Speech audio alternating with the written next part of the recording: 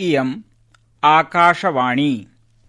सम्प्रति वार्ताः श्रूयन्ताम्। प्रवाचकः कृष्णप्रसादोपाध्यायः।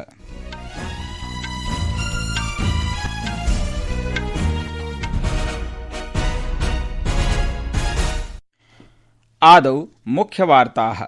प्रधानमन्त्री नरेन्द्र मोदी टोक्यो नगरे 15 भारत जापान वार्षिक सम्मेलने भागम् अगृह्णात्। उभावपि देशौ द्विपाक्षिकसम्बन्धानां समीक्षां कृतवन्तौ। बिहारराज्यस्य मन्त्रिमण्डलेन प्रत्येकस्मात् कुटुम्बात् चितायै एकस्यै महिलायै स्ववृत्त्यर्थम् आर्थिकसहायतां प्रदातुं नूतना योजना अनुमोदिता। हॉकी क्रीडायाः ख्यातनाम्नः मेजर ध्यानचन्दस्य जन्मवार्षिक्याः स्मृतौ अद्य राष्ट्रियक्रीडादिवसः आचर्यते। अपि च उत्तराखण्डराज्यस्य रुद्रप्रयाग चमोलीक्षेत्रयोः मेघस्फोटः व्यापकं क्षतिमकरोत्। जम्मूकश्मीरप्रदेशे च निरन्तरं चतुर्थदिनं यावत् रेलयानस्य यातायातः पक्षाघातितोऽस्ति। अद्य 40 रेलयानान्यपि निरस्तानि।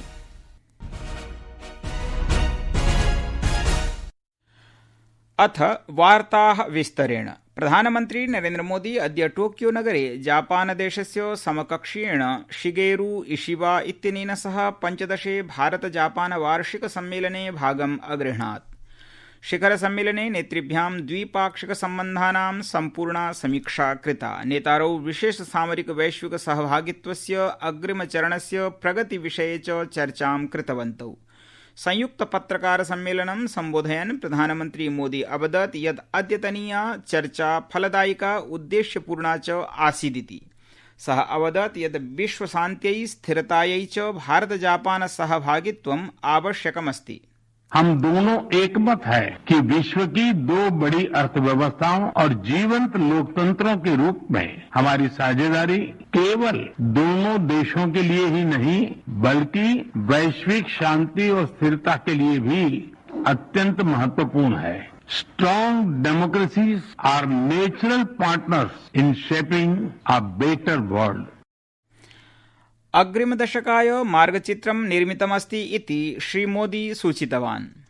आज हमने अपनी special strategic and global partnership में एक नए और सुनहरे अध्याय की मजबूत नींव रखी है। हमने अगले दशक के लिए एक रोड मैप बनाया है। हमारे विजन के केंद्र में investment, innovation, economic security, environment, technology, health, mobility, people to people exchanges and state prefecture partnership ये प्रमुख बातें हैं।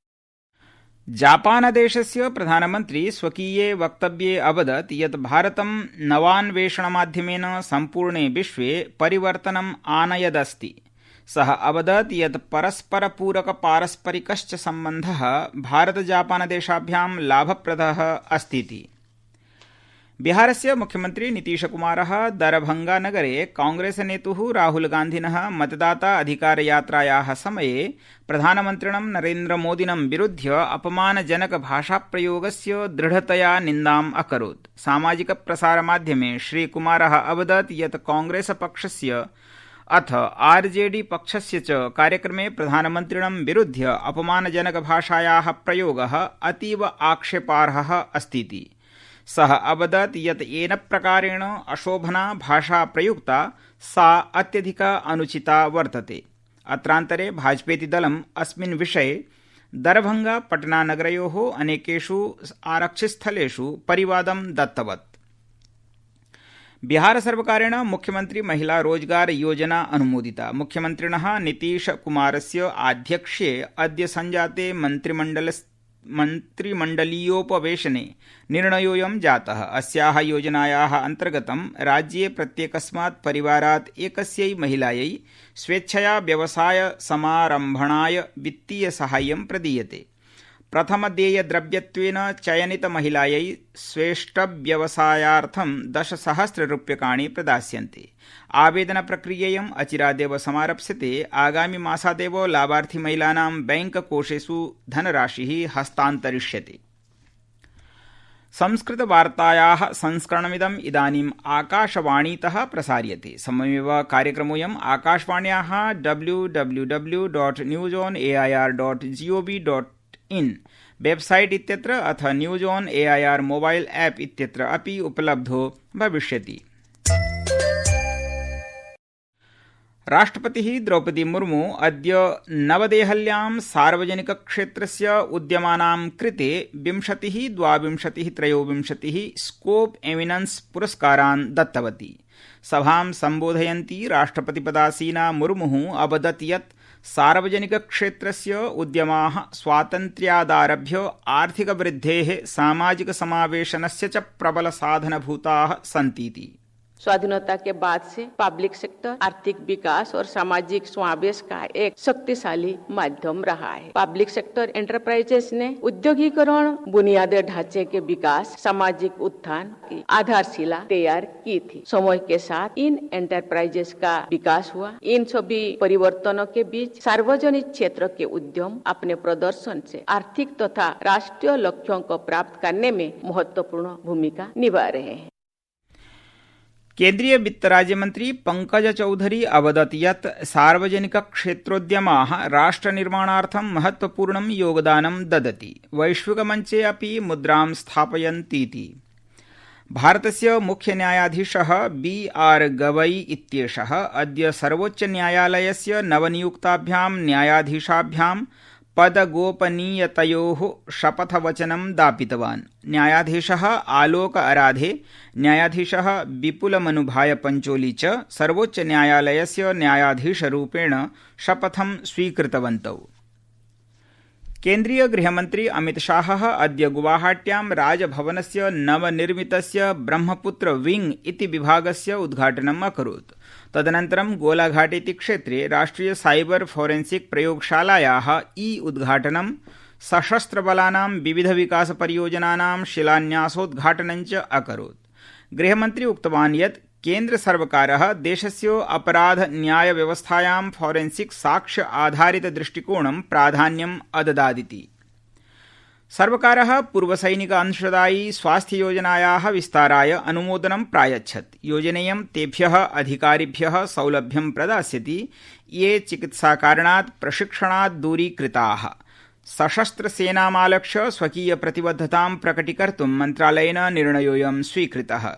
रक्षामन्त्रालयेन प्रोदीरितं यत् इयं योजना तेभ्यः सैन्यप्रशिक्षार्थिभ्यः वर्तते ये प्रशिक्षणसमाप्तेः पूर्वमेव चिकित्सापरिषदा बहिष्कृताः।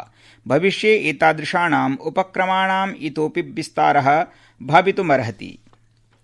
विद्युत् मन्त्रालयेन अद्य राज्य ऊर्जा दक्षता सूचकाङ्कः SEEI 24,200 प्रकाशितः। संस्थागतक्षेत्रे अयं सूचकाङ्कः महत्वपूर्णां भूमिकां निर्वहति। उत्तराखण्डराज्यस्य रुद्रप्रयाग चमोली मण्डलयोः मेघस्फोटैः महती क्षतिः अभवत्। प्रभावितेषु क्षेत्रेषु युद्धस्तरेण साहाय्योद्धारकार्याणि प्रचलन्ति। अस्माकं देहरादून संवाददात्रा उक्तं यत् चमोली मण्डलस्य देवालखण्डे एकस्मिन् गृहे क्षतिः अभवत्, यस्य परिणामेन 2 जनौ मृतौ। रुद्रप्रयागस्य मण्डलदण्डाधिकारी प्रतीक जैनः अवदत् यत् भग्नावशेषस्य अधः केचन जनाः अवरुद्धाः भवितुं शक्नुवन्तीति सम्भावनास्ति। जम्मूकश्मीरप्रदेशे जम्मूविभागस्य रेल यातायातः अद्य निरन्तरतया 4th दिनं यावत् पूर्णतया स्थगितः अस्ति। येन क्षेत्रेऽस्मिन् रेलयातायातसेवा पक्षाघातग्रस्ता जायमानास्ति। अद्य 40 रेलयानान्यपि निरस्तानि।